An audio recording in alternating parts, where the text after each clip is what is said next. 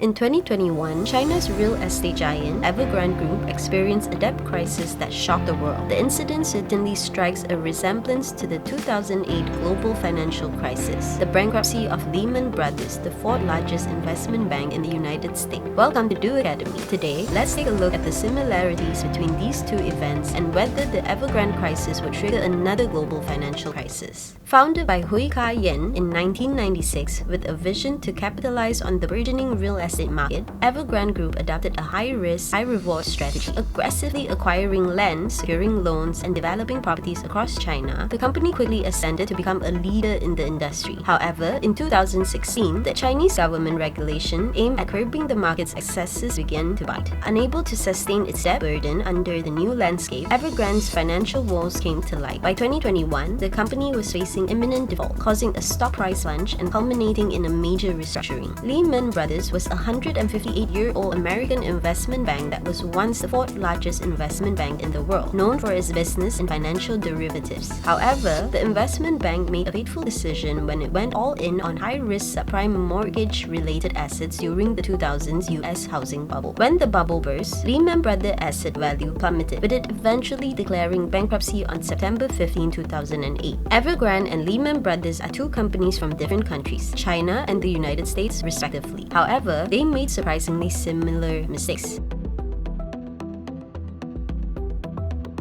Both Evergrande and Lehman Brothers adopted a high-leverage business model, which means they borrowed a large amount of money to rapidly expand their businesses. Evergrande capitalized on the Chinese real estate boom, while Lehman Brothers invested heavily in real estate-related financial products during the U.S. housing bubble. The advantage of high leverage is that it can help companies grow rapidly. However, the disadvantage is that it can lead to huge debt problems if the market turns against them.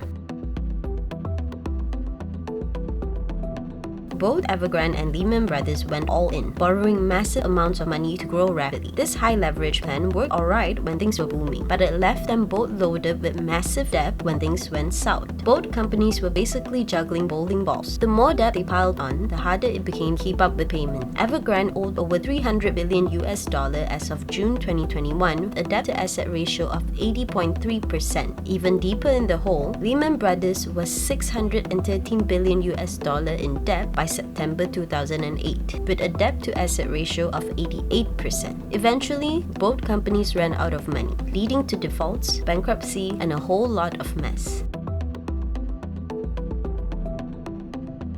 Both Evergrande and Lehman Brothers were overconfident in their businesses and did not adequately anticipate market risks. With the implementation of real estate control policies in China and a downturn in the real estate market, Evergrande's sales plummeted. Properties weren't selling, money dried up, and their funding chain snapped. Unable to repay their massive debts, they teetered on the edge of bankruptcy. Lehman Brothers wasn't exactly relaxing either. It was drowning in a sea of risky mortgages when the U.S. housing bubble collapsed. Financial markets panicked, shutting off their access to new loans. The company, trapped with insurmountable debt and no way out, was forced to declare bankruptcy as well. While both Evergrande and Lehman Brothers were successful, their industries and approaches were vastly different.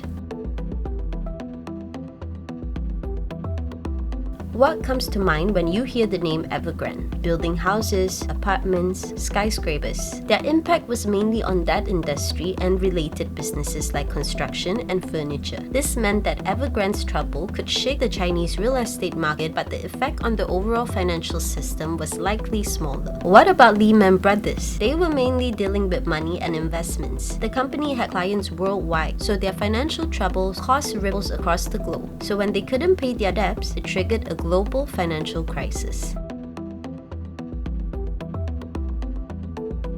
China and the United States play by different set of rules. In China, real estate regulations are stricter, while financial regulations are more intricate. After the Evergrande incident, the Chinese government swiftly implemented measures and policies to support the real estate group in resolving its debt crisis, preventing its impact from spreading to the overall financial system. In the case of Lehman Brothers, the U.S. financial regulatory system had loopholes, which caused a domino effect from its debt default and the subsequent global financial crisis.